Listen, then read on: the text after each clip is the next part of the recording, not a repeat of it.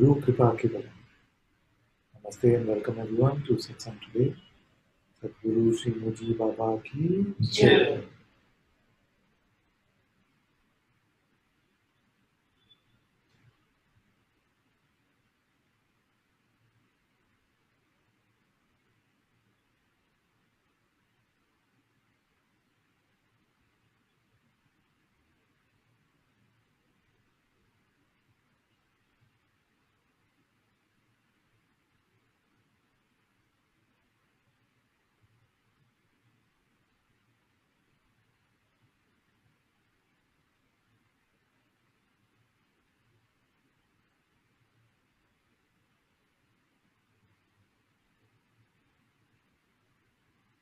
And what questions or reports?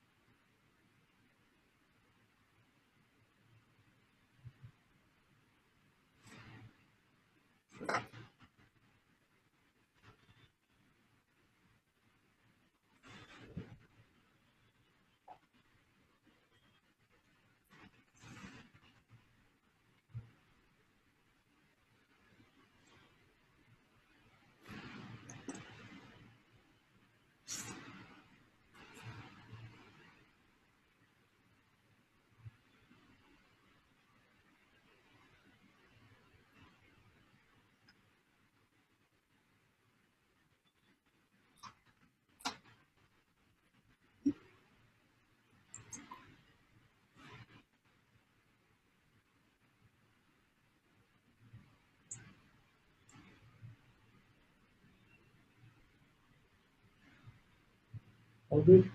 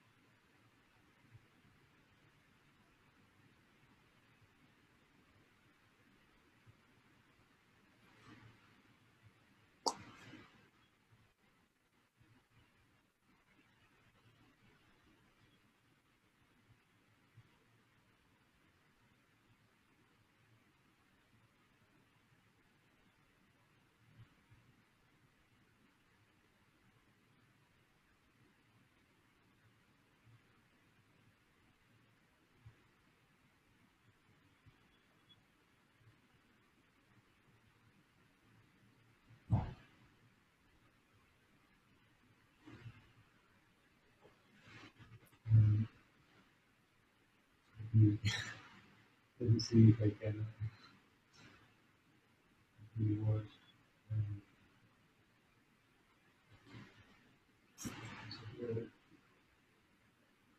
seems like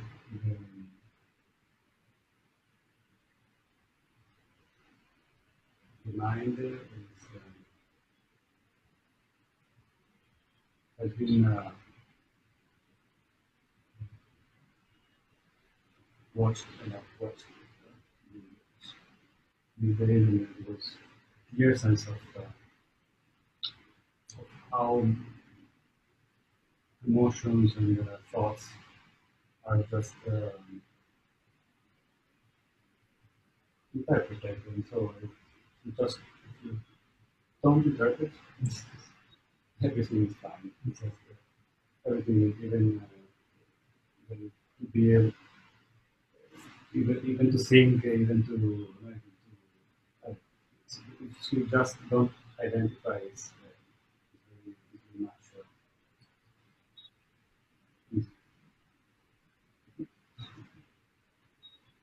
Somehow, each time that some recognition happens,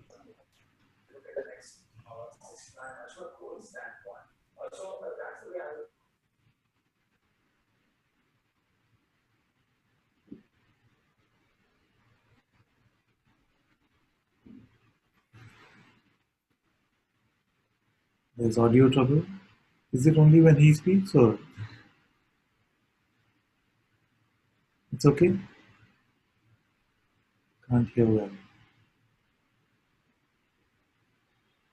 Okay, so you come closer to him.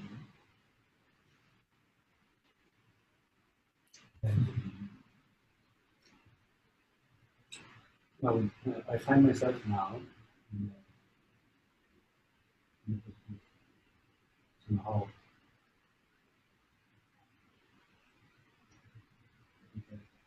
what I see is that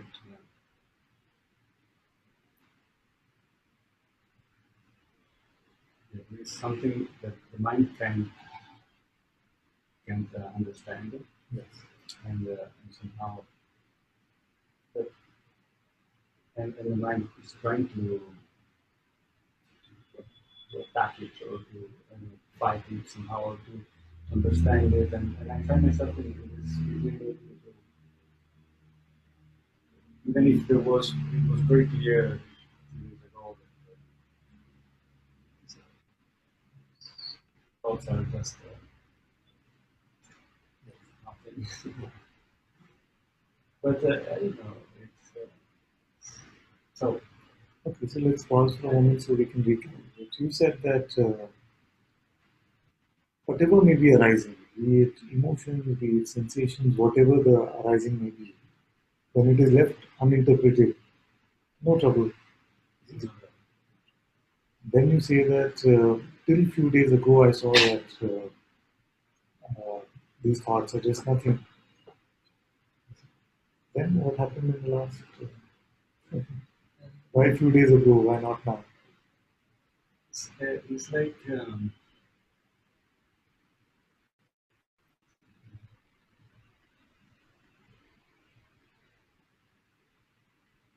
yeah, the illusion that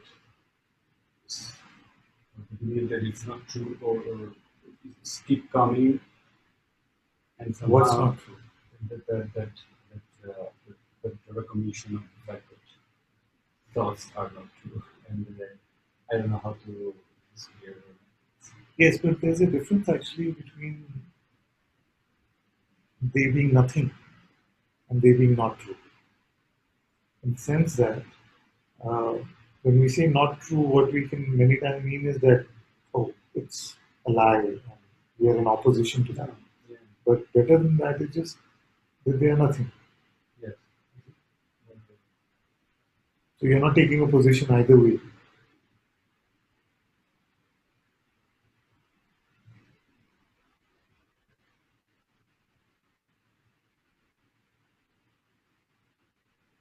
So what thought gets you?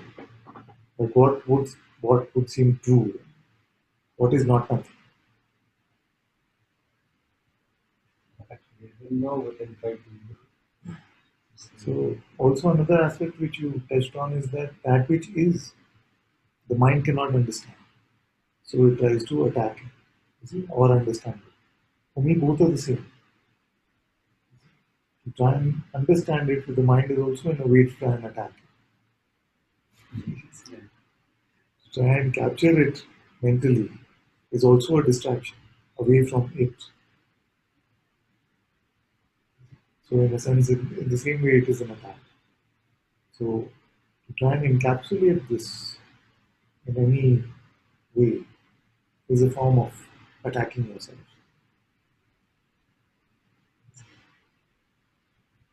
We don't feel like this is like this because we have got used to try and understand in school, in various life situations. We got used to try and understand. So we take it to feel like it is a helpful process. Whereas what you're being reminded is that leave it. Leave it in the sense of not trying to understand it. So sometimes the sages might say, just be it, don't understand it, or just be. But then you try to understand it in this way of just being, that I'm just being. So that's why I'm not even saying that. So realize that any attempt to understand it is just to step away from it. Then what are we doing here? We are just negating whatever current understanding we may have and dissolving.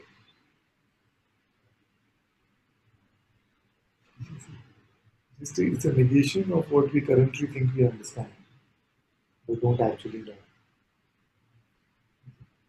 And to be empty of this understanding, mental understanding, is to truly know. That's why I keep saying, what do you know when you know nothing? I haven't said it for a few days.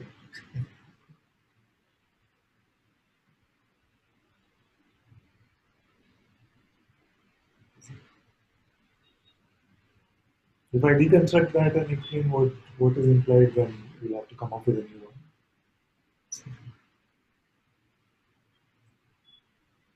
What is it that you know when you know nothing?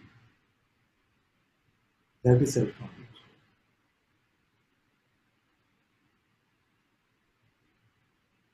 Most simple, most direct. That which you know when you know something. More is not more simple. Is it difficult to not know anything? And then we say the intellect is the most private. Most, no, I It was. is a private thing. And it is active and through which we are perceiving even the pointers and whatever we think it has. And then when we are trying to apply, we are in the worship, either talking. This much comes much later in the course.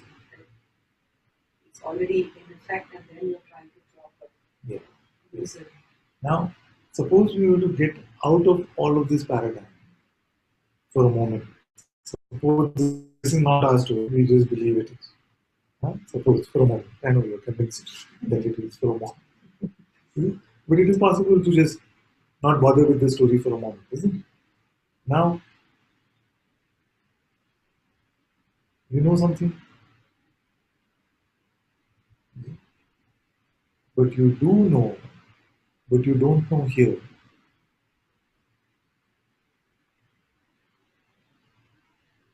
That is the proof. What would be proof? Like, what would you settle for as a valid truth?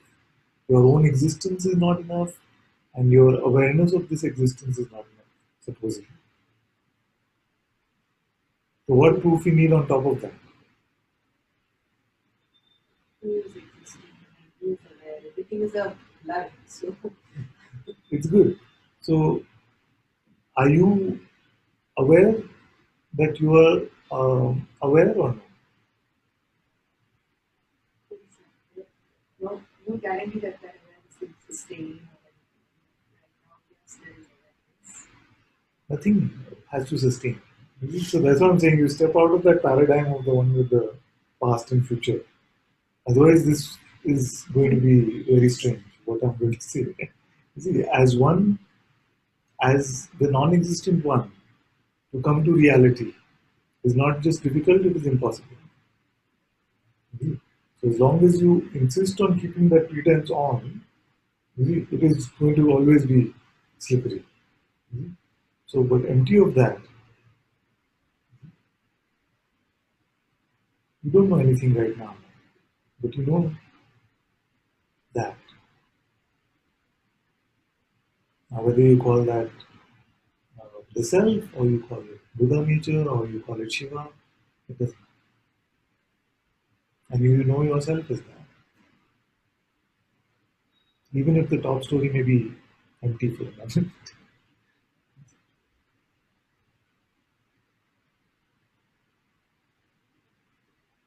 When we are not labeling, when we are not interpreting, do you go away? Now, is this your own self and the presence of yourself?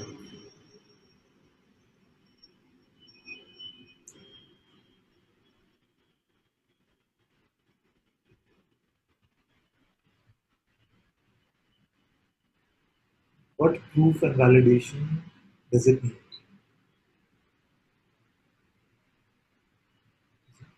The only proof is needed if something is unclear. Like, what is the proof that you woke up this morning?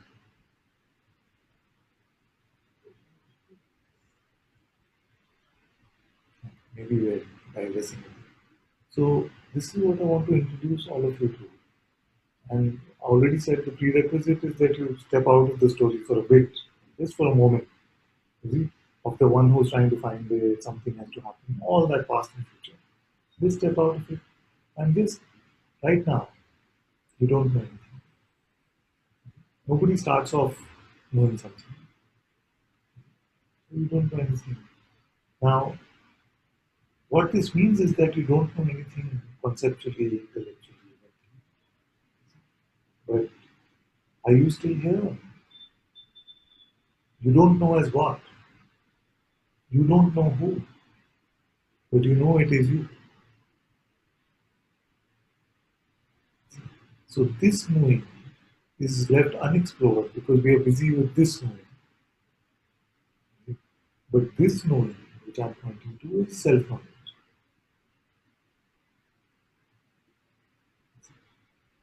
So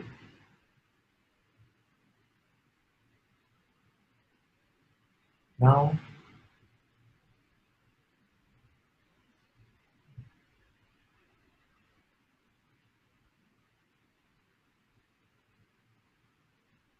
and that is the point of the question. What do you know when you know nothing?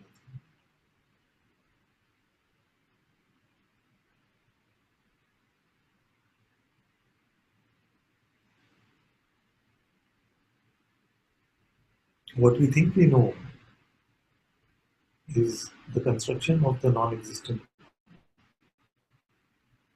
What we think we know constructs the non-existent one.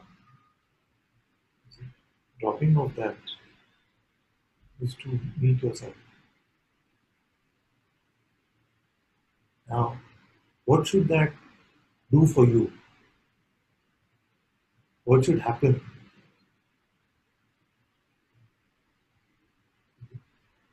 And I'm not setting any standards of what that so-called experience must be like. I'm not saying your head will explode, you will have bliss, or you will have some chakra or something happening. I'm not setting any such standard. I'm just saying, meet that empty of any conceptual baggage, basically. So the construction is happening. No, so okay, so don't worry about that part. That gets enough attention. Worry about this, that which is without you knowing anything.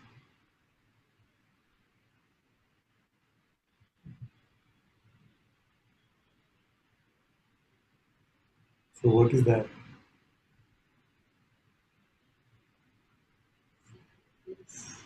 It just simply is.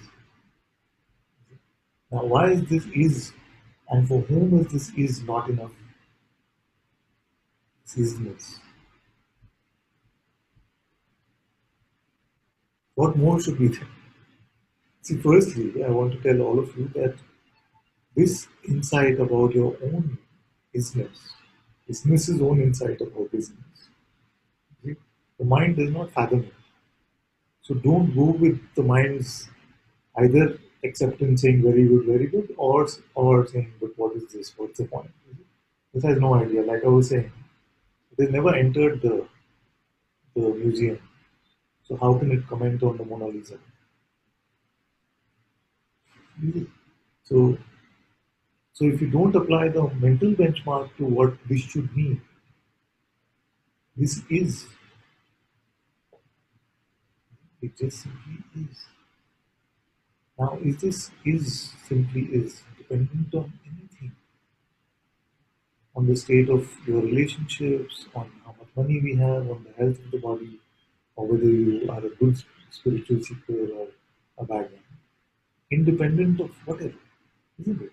You could have been on the search for God for 30 years, or you could have been here for 3 minutes. This is the same.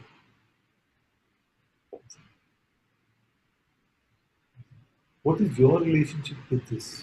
That which simply is.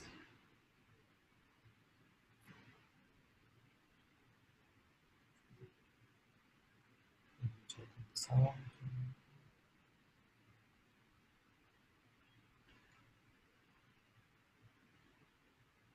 What is your relationship with this? That simply is. How are you aware of that which is?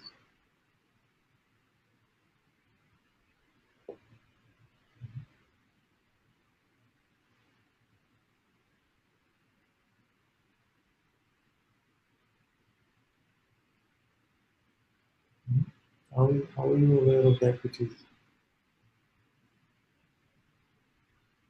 Don't let these questions scare you. Or don't even presume that, yeah, actually, I know this answer. Look,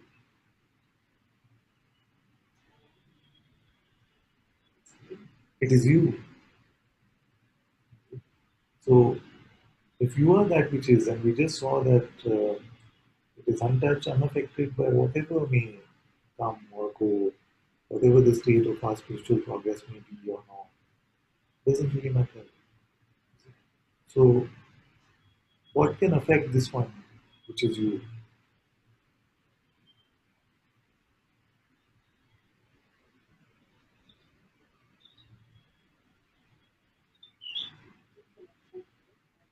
Goes to the background because of the noise that comes up. You go to the background. The So drama. this is very important point, you see, because in our perspective again, we can feel like, okay, this that which is an experience I'm having, and that worldly play of all of this drama and everything is an experience I'm having. You see, so this I, who is trying to juggle between both of these experiences, which one is that?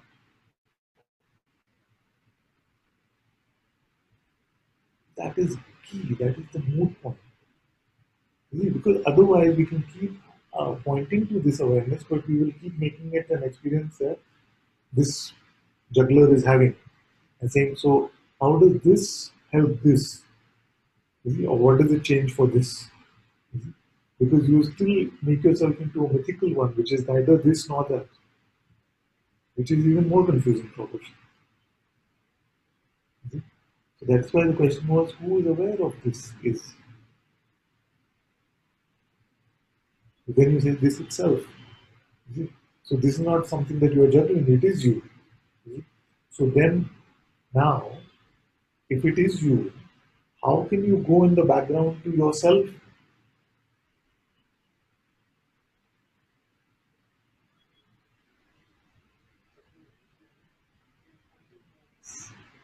Yeah. Distracts. So mental noise is coming. How did you? It's like saying that you step out from the room and uh, tell us what is happening here. You must be there even to say that this is what comes. It's just that the motion becomes choppy, too many waves. So the ocean becomes choppy. And what happened to you? You move back. It's still the ocean, but it's choppy or it's still. Okay. So is any movement inherent in that which is aware of all the perception? Is any movement present in that which is perceiving all either movement or stillness? So, so for you, irrespective of whether it is still or moving, how does it matter? Whether the perception is moving or still, how does it really matter? It's because the stillness, the nature of stillness, spaciousness, is more prevalent. The nature is, Choppiness is not there. so if neither was better than the other, then whatever the state of our perception may be, we're talking about perception. Either the perception is very still or it is noisy, that. Now you are admitting that to that which is aware or perceiving all of this, aware of even the perception, that doesn't matter whether it is still or moving. So when does it start to matter? Only when we say this is better than this. And to say that this is better than this is to identify. There is inherent settling of When we come yourself. closer.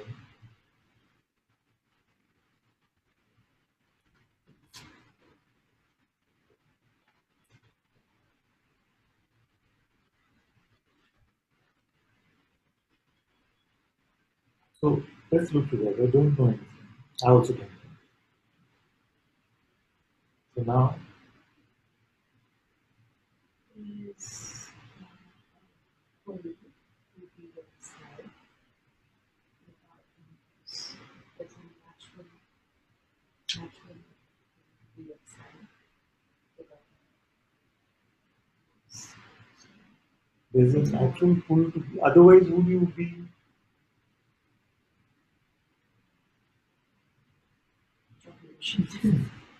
You don't ever actually be. You only identify as if you are.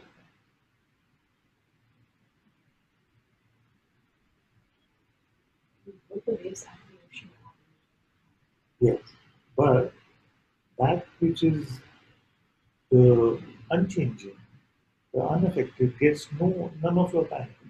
That's why I have to keep reminding you of that. She's right that although both of the manifest and the unmanifest are my reality, why do the masters keep pointing us to the unmanifest? Because the manifest gets enough of your time anyway. What about this? And well, I don't know, because it will become a question. You can say talk about the end or something or something like that. You keep checking on the manifest again. there is simply rest that you just But even to rest, you have to know something. you just drop. Even to just drop, you have to know something. Dropping automatically happens if you just pay attention. You have invitation, Hmm? the thoughts, the beliefs, so dropping naturally happens. But there is no appearance without attention.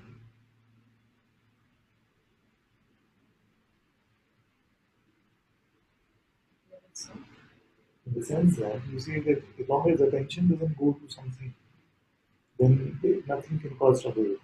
So if it is about controlling attention, then can you say that something exists without your attention on it? attention also diffuses with the just there is no lack of attention, there is nothing with attention. That is different from there is no attention. You see? As long as there is waking state, there is attention. You could not have the perception of this world without attention. The perception and attention are interlinked. But is attention itself to identify?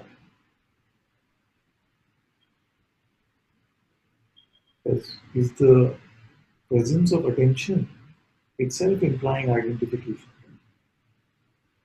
If there is attention, so a thought came, some strange idea, does it mean that you are identifying?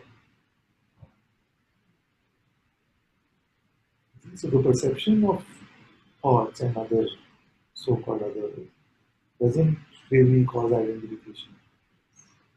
So what does? So the acceptance that this represents a truth is belief, and that belief is identification. So this interpretation from the thought is valid, is identification. So this is what I'm calling knowing,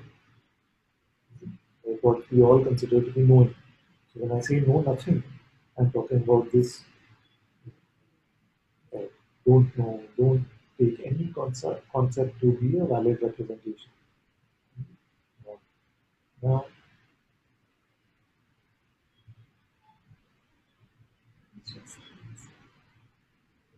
yeah. Now, for whom is that just is not enough? For whom? Okay, is enough for When whom? he doesn't, To whom? when there is nothing. No, no, now to whom? Yeah? Who? Who is this one? Tell me something about it. Now, for the same one, if suddenly the mind became very noisy, this is blah, blah, blah, what's happening, this, that, all of this thing. Now, who gets perturbed?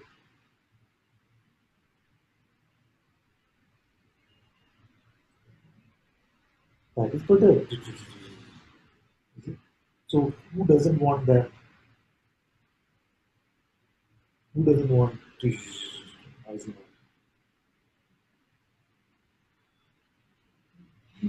Who is that one who doesn't want? Check if you have this quality of not wanting or wanting. You understand what you're saying? Yeah, but for whom is it very much there? Identified. Now, where is that one? It's, it's very, very, So, how long do we want to pose as if we are that papery one?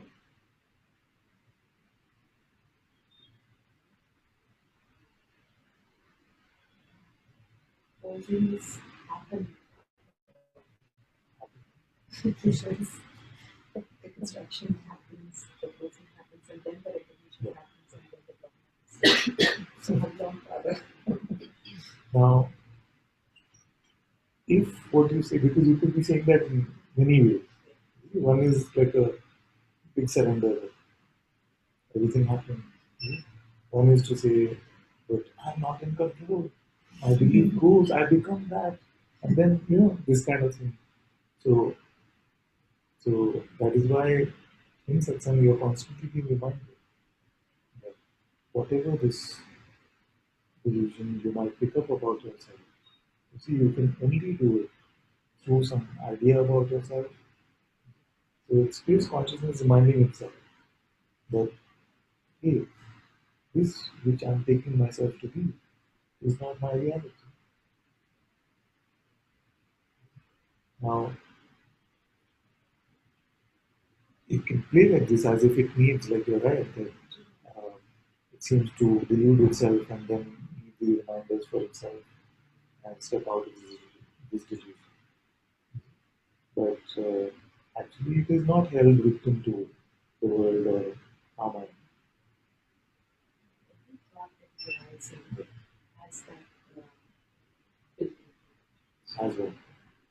I'm very No. believe when it comes to No. it's always trying to Any thought arising has belief built into it? any thought that is arising Yeah. has this belief that you're the This inherent story, yes.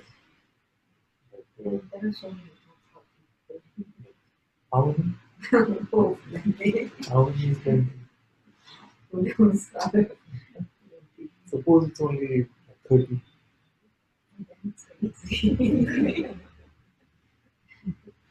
So count. Maybe the problem is not as severe as we think. They're just a thought that they have any thought.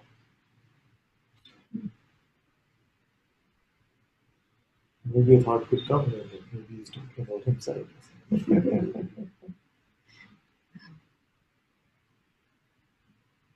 This discriminatory aspect of ourselves seems to be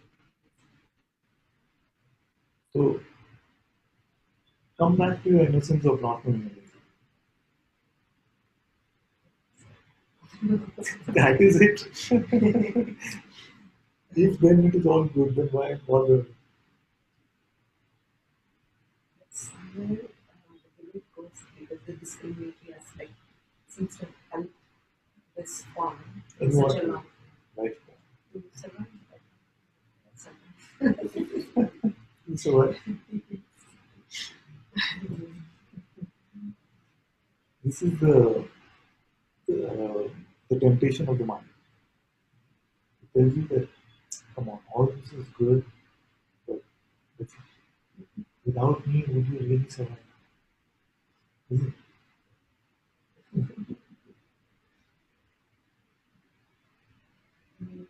Discriminatory Okay, aspect so has is helped who survive?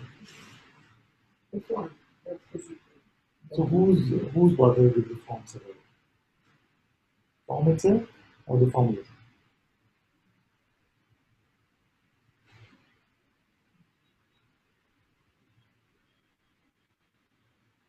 Form also. Hmm? Form also is bothered. It doesn't want to Form is bothered. it moves away from the shrinks. So uh, form itself is saying that I'm surviving because of my ability to discriminate.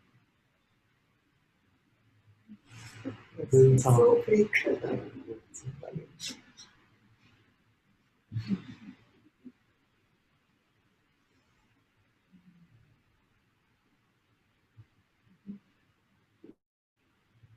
This is fundamentally what we are talking about in Satsang. This is fundamentally it. Because when we were resisting this knowing, we were told that we need this to survive. So we picked it up in this way. And tell me something that you really know.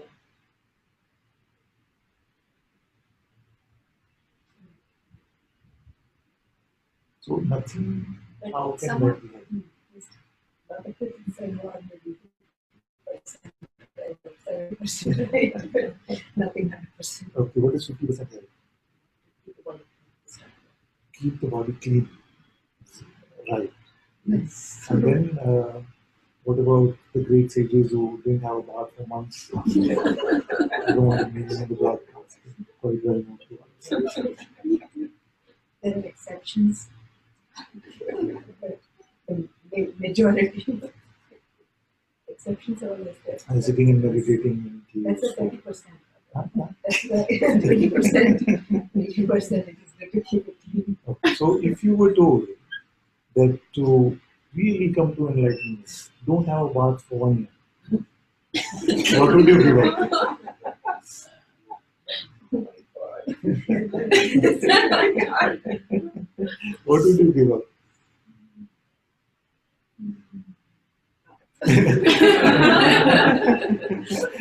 So if that is more fundamental, then it could be that.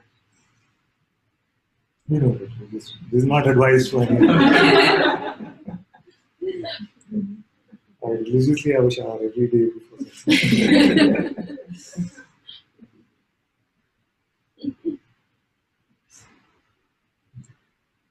Still we feel. Okay, so what does a tree know? What does a tree know?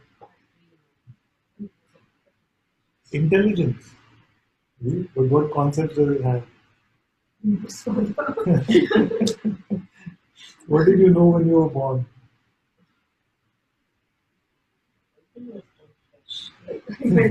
Carried a lot of my past lives. This also you knew when you were born, or this was told you later? What a Hindu condition.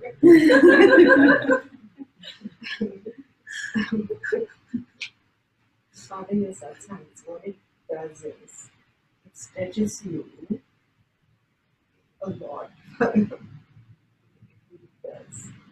Stretches you. I want to stretch you so much that you don't exist.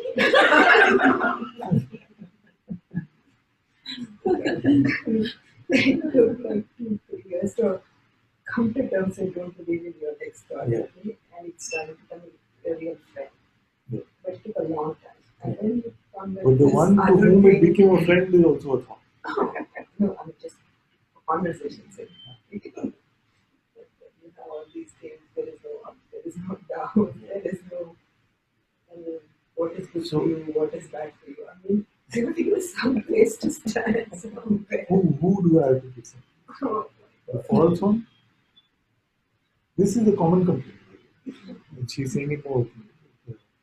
This is very good because I hear this complaint and I see that sometimes I hear this complaint that you give me no room to breathe actually. It's so relentless.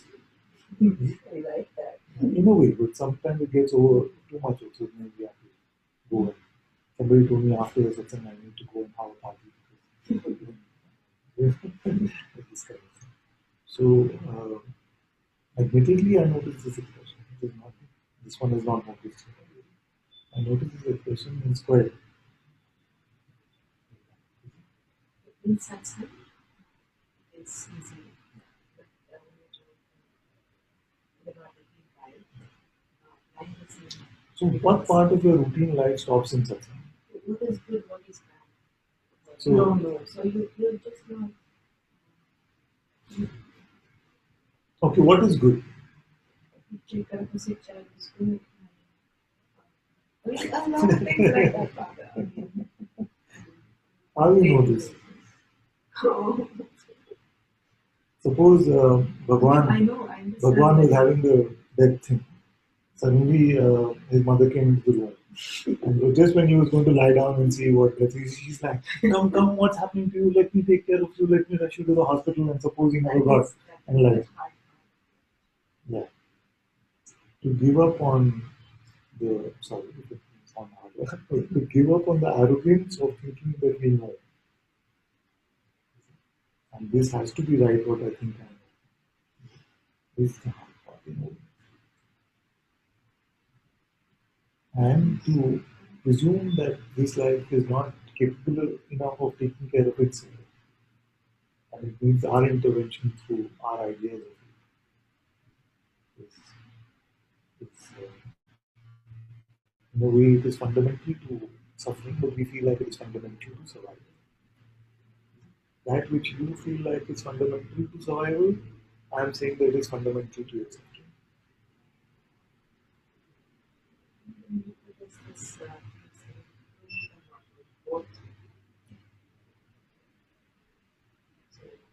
There is no such thing as going on. So these are fundamental. Duality. Uh, so duality means that I am existent and there is life and God and things like that, but I have to assist it with my emotions and ideas. Because it itself, we talk about the intelligence of the tree, but somehow in a human that goes missing, and it needs to work on it. Yeah?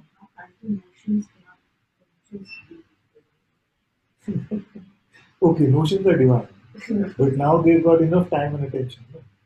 What about the rest of your divinity? Do we have to meet it through only through that lens? So now you spend say 25 years on motion. 25 years on motion. How much time will you spend on motionlessness? Right.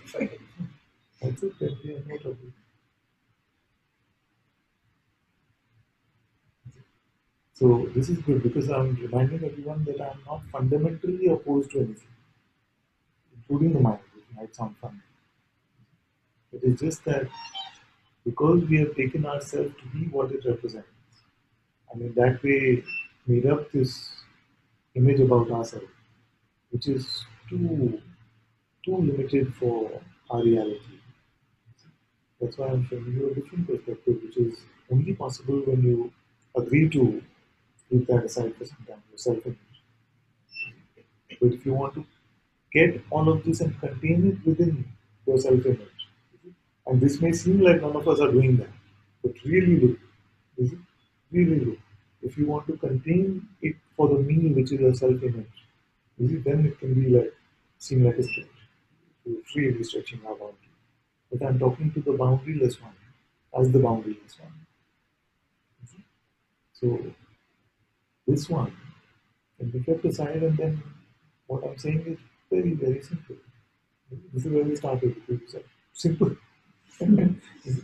So it's very simple, but it is very difficult, if not impossible, for that which you consider yourself.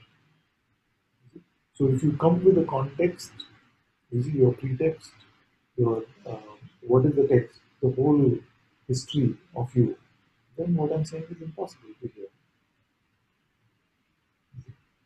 In a way, this is another way of talking about the glass or the cup being empty or full. If you're full of your story, so if you try to fill this cup with everything that you already know, and you want to add what I'm saying to that, not going to be possible because it's completely different. It's completely different brew. So, but when you are empty, then it's a kind what I'm saying. But half and half is not possible. Like I want to be a bit of ego also, and I want to be a bit of self also. Ego is not the self-image of me.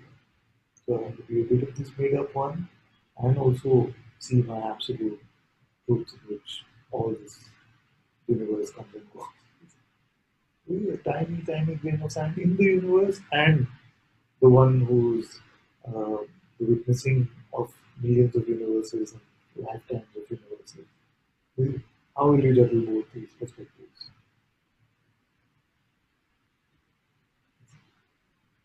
So that is why it is reminded to us that that which is appearing in my life is taking care of itself.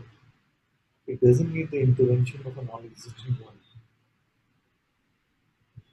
But if we still keep feeling that to survive, to live, then I need to know this and I need to know that. And we feel like that has helped me to survive. Yes, it has helped the non-existent one survive. It's me who needs aid in survival. And that be that which gives life to everything. So I'm reminding you of your true nature, which is the light of this very existence. It gives life. You give life to the universe. And yet you remain independent of it in your complete fullness. You see? But if you try to fit this you, which is the light of the universe, with just a tiny object within this play of perception, the universe, you see, then how is it going to be? So, and if this is heard, then this makes it very simple. When we step out of the way, actually, all that is needed for truth to be transmitted, even energetically, actually, is that you must step out of the way, that which you consider yourself to be.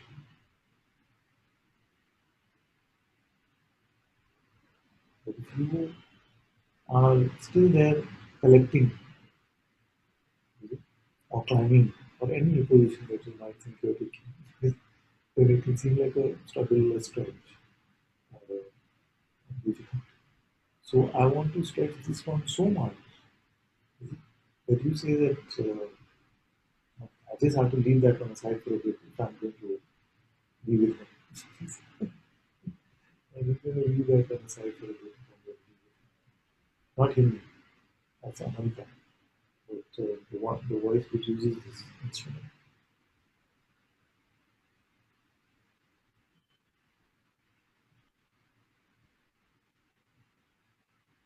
Because when you try to juggle this, and again, we're not, like you rightly said, we're not talking about the activity or work or anything like that.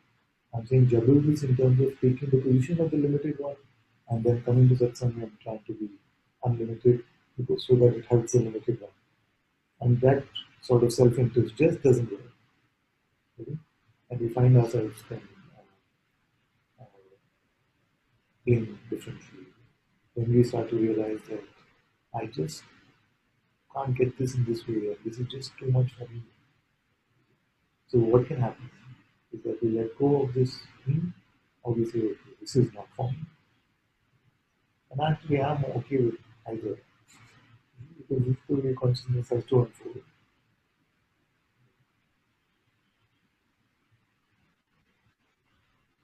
When, and I'm not just saying physical, for everyone, when it can feel like it is too much of a stretch for me. Now it was fine with not believing thought, then you started picking on up and down, then she started picking on better and worse. What is he going to leave? Like this. So when this one is getting very, very stretched, what is the seeming optionality that is left for you?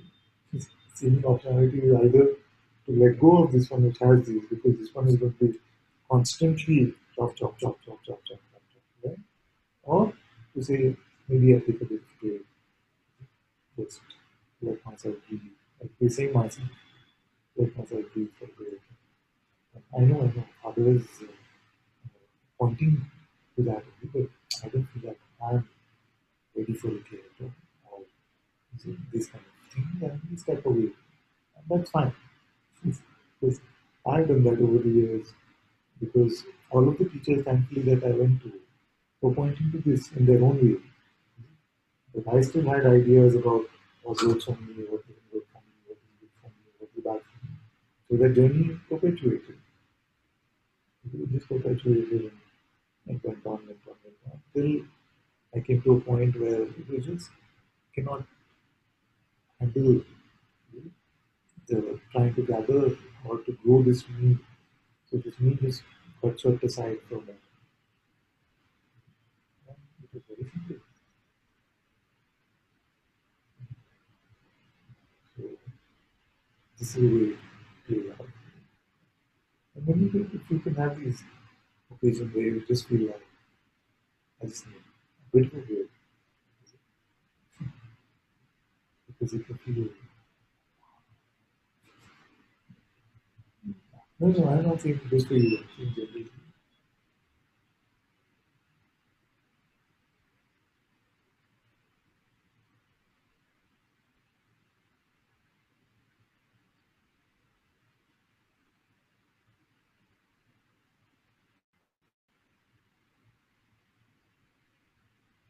There's still difficulty in the sound. Is it the fan? The fan is on.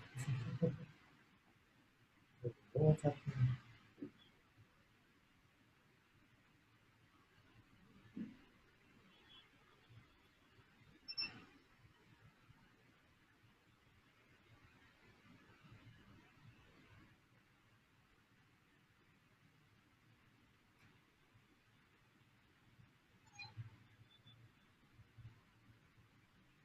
Okay, I'll have a look at the recording and see what's going on.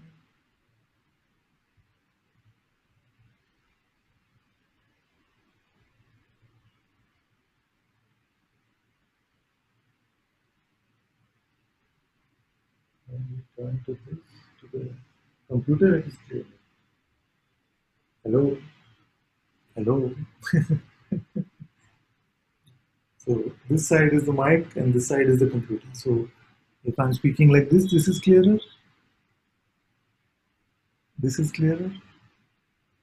Okay. Or this.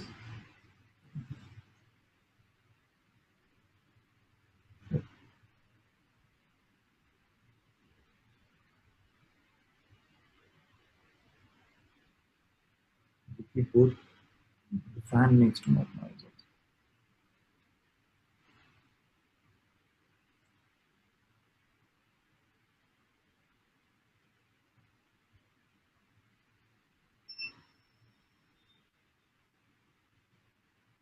How about here?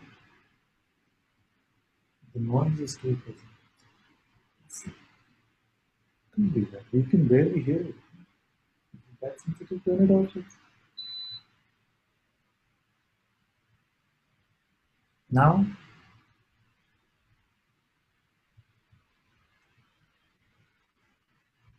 is this without the noise? Background noise coming from the mind. Let's see. Is the volume too high? So if I reduce it, is it better? Better now?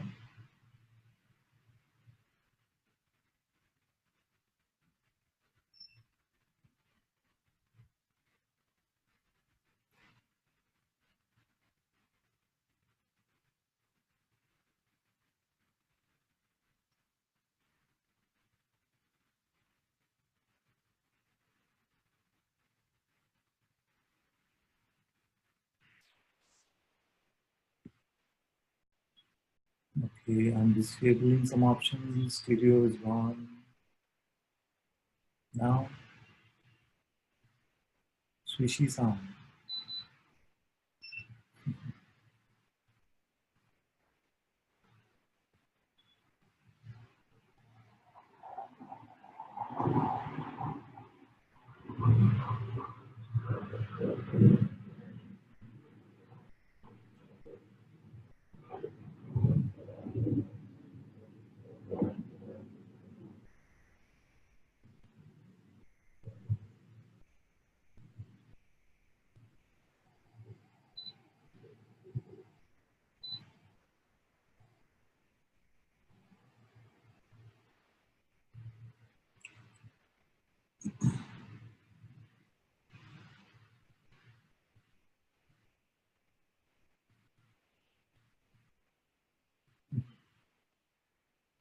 So the question is, Father, there is such a sense of disillusionment at the moment, a failure as a spiritual seeker to get the ultimate goal.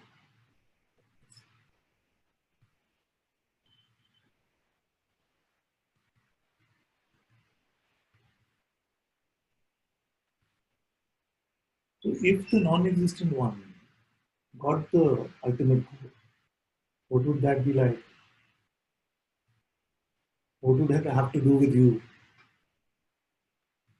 A made-up idea, your imaginary friend, got to the ultimate goal.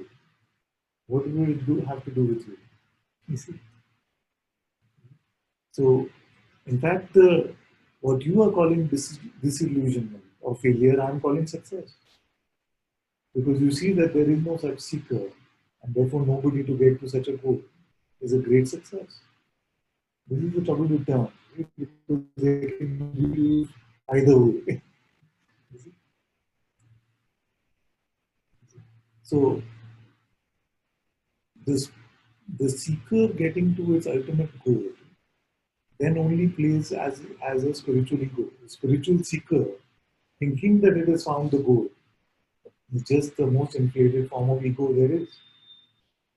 So to see that the seeker is not a valid entity, and therefore there is no such goal, is a great insight along the path.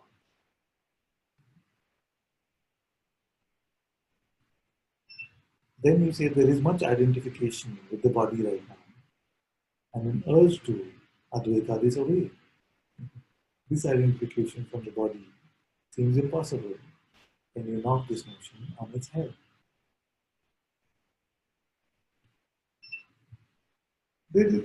Firstly, I have to believe what you're saying to knock it on the head. Like, if you were completely identified as the body, you would not come to satsang. Nothing in satsang for the body, is it? And we were looking at this also the other day. Is it? The minute you say Even if you say, I have to lose my identification with the body, you are not identified. Is it? Or I am too identified with the body. You are not identified. I wonder, how is this heard when I say that? Is it heard? You have to say yes. Find another way of asking. Uh, Even our conclusion that I am too identified with the body is actually a conclusion about how you are not the body. It is just you which is not the body. You see, you are saying that I, which is not the body, am identifying too much with the body. So, but you're making it clear that you are not the body. That is not identification. Those who are really identified with the body can never make such a statement. See? Feels Yeah. are maybe presuming Yeah. on how the question Yeah. it seems like a revisiting thought that is constantly believed. Yeah. And when that event takes place, there's another thought that follows. I should not have believed that. So the Yes. framework of the seeker that has failed to do something comes Yeah. back. Yeah. Yeah. Yeah. So, so, so this is good. So it can happen that okay, some experiences happen, and you were taking yourself to be the body in those experiences. But when you come to this much spaciousness, where you're able to say that I am too identified with the body, that itself is the end of identification. Isn't it? If you don't involve your past and future in that report, to say that I am too identified with the body is the end of identification.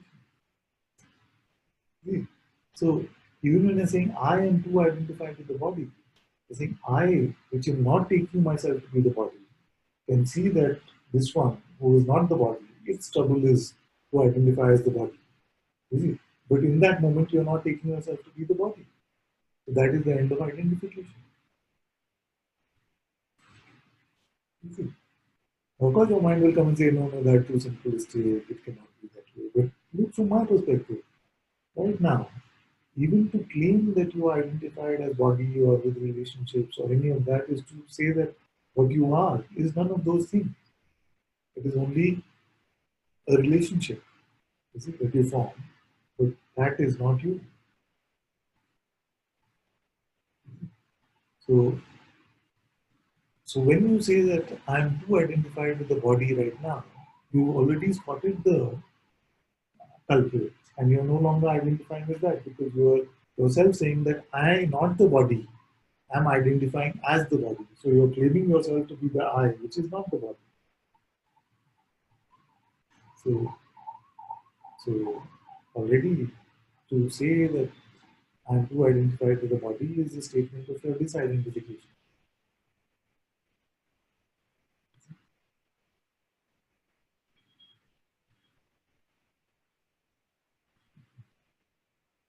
You see? So it has already happened, that which you're trying to do, disidentification when the body seems impossible. You see, because in your saying disidentification is impossible, you have already disidentified. You spotted the trouble and you stepped away from it to be able to say even this much.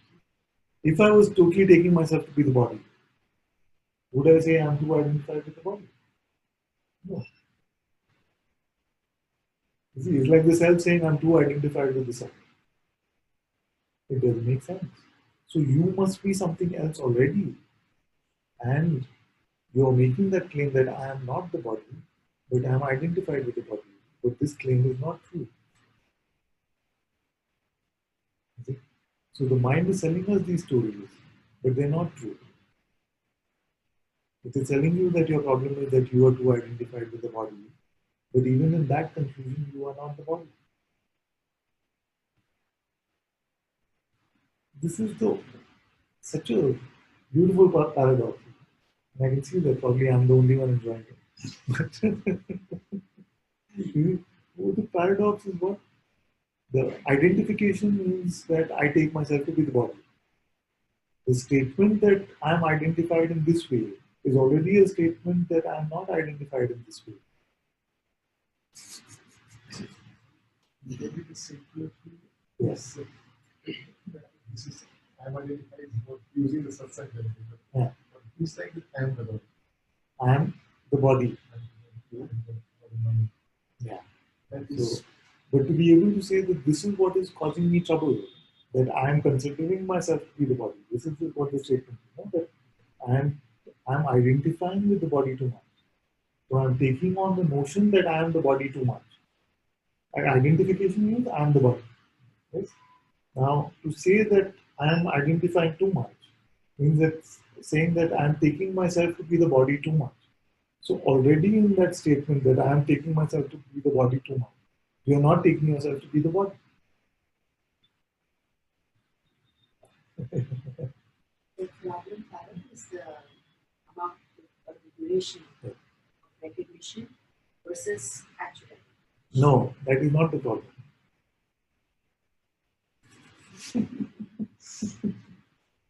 You see, that is not the problem. She said, and this is a very common thing that most of you must be believing, that the problem is that I have to take the amount of time in which I am identified or I am taking myself, I am the body, less than the time when I'm not saying I am the body. This is what you're saying, right? That not believing I am the body has to be more time than, no, I am asking for one moment.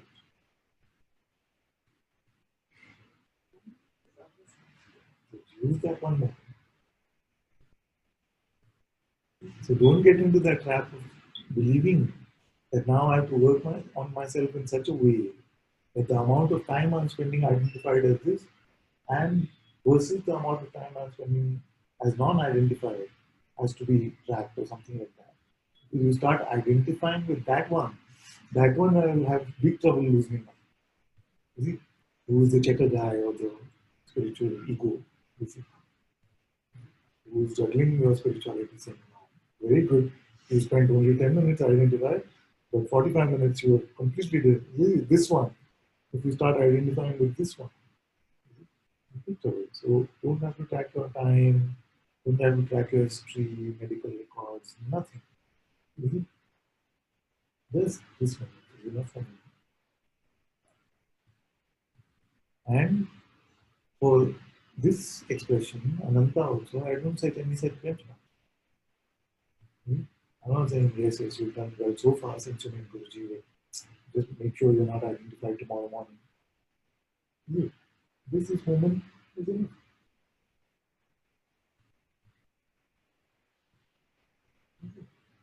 Because nobody can live up to this kind of mental scrutiny. You see? Mental just checking every day how identified are you or disidentified are you. You see, who is that one?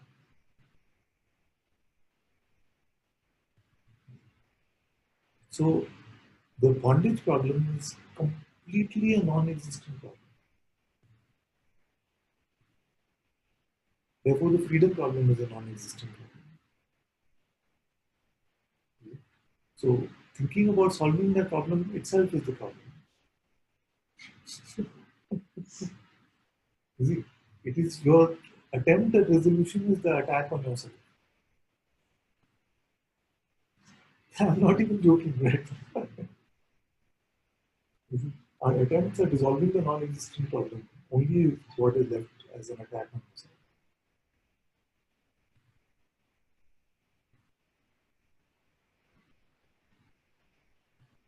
If you met somebody on the street and they told you they were doing something funny, they were jumping around, they were doing something. You said, "What are you doing?"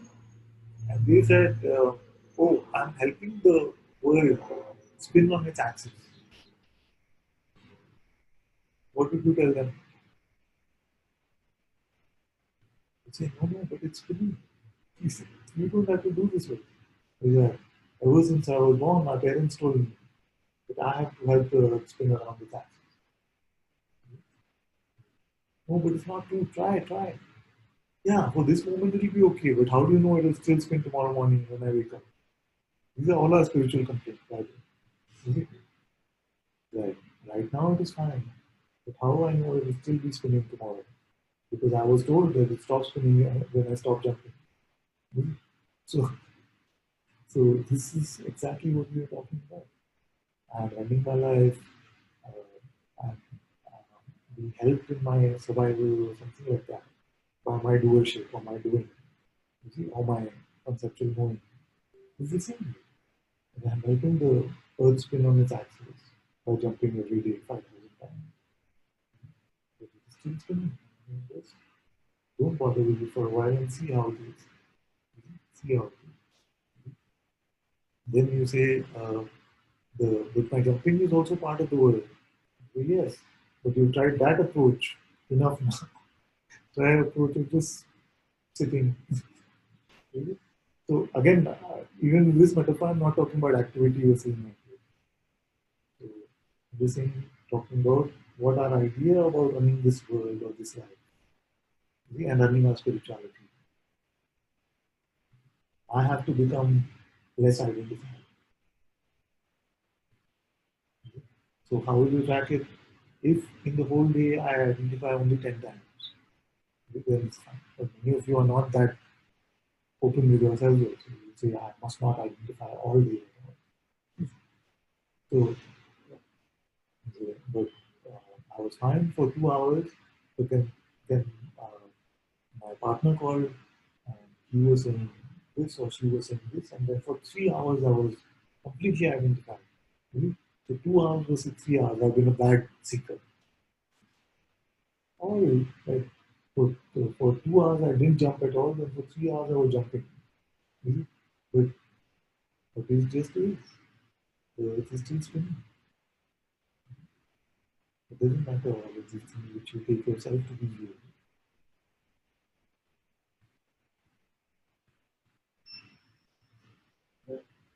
It's weird. I can't even know what identification means.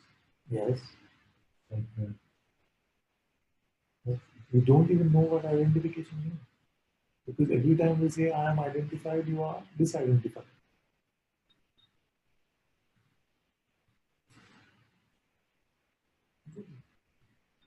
Can we say I am identified while being identified? Not possible. It's nonsense. Really. And this is the nonsense in our uh, spiritual basket of nonsense. I am so right. We took a pointer which is just so beautiful in the moment. Don't identify. Right now. Hmm? And we made that into a lifetime project. Yesterday I was this much identified, tomorrow I am this much identified. It's not this way. And in a way, that is our training. Our conditioning is to pick up things in that way.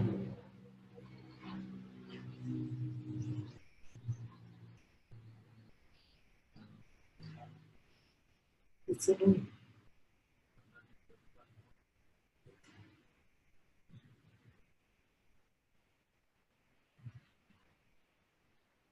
The mythical I at the center of you.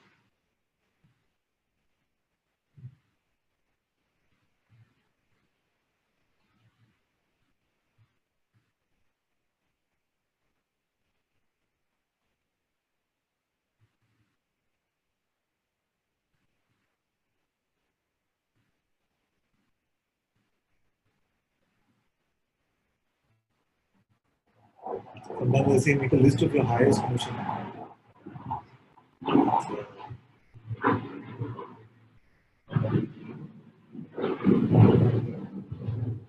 Just try it.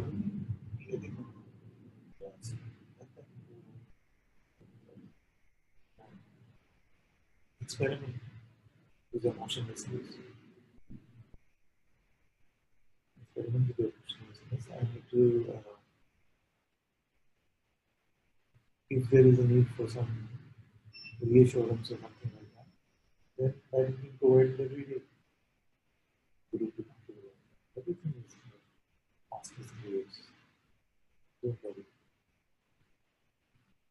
So,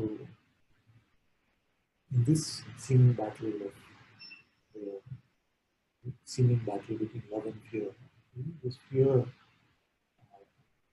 gets us when it says, that what will happen to me if I let go of these emotions?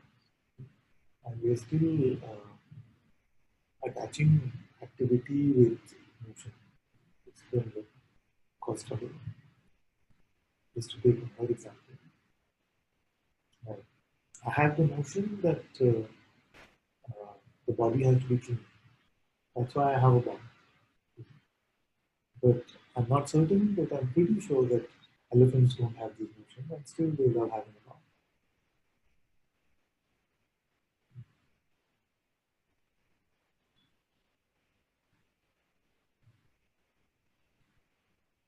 So that intelligence, which is growing the tree, making the birds fly, making your heart beat, making your breath happen, you also take care of whatever has to happen. But you don't take on a new position of non-doership now. I'm just gonna sit in bed all day and let supreme intelligence take care. Even that you can't decide. So anytime you may decide something, but you're running around all day after deciding that. But I'm saying that that mental position is as much about the false one as your doership position is. If the doership position is as much about the false one, the non-doership position is as much about the false one.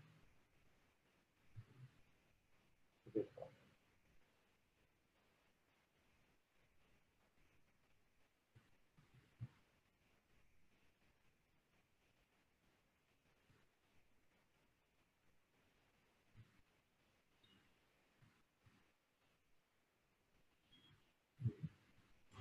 Who is a very beautiful person. And don't buy into your mind story when it says, but I'm tired of this thing. I'm tired of asking you. I'm very alive to this question. Even now. It feels very fresh, very, very beautiful as an inquiry. Because you are not working. So even in the last report we got, I am very identified with the body right now. Who is? And many of you, because you've been in this form of spirituality for some time, I made sort of a barrier around this one and say, but I want to get to the truth, but I don't want to do it this who am I way. It doesn't really work for me. But you won't ask what doesn't work for whom. So don't tell me the who way. Tell me some other way. And when I say just let go, don't know anything. Just surrender. Let, don't know. Don't know. Who is there to let go? Or who should surrender? Then you want to inquire. You wanted to escape from the inquiry because it is seeming like it is too much. The minute you're told to surrender, who is here to surrender? You start inquiring. These are just very, very primitive tricks from the mind. Don't fall for these simple.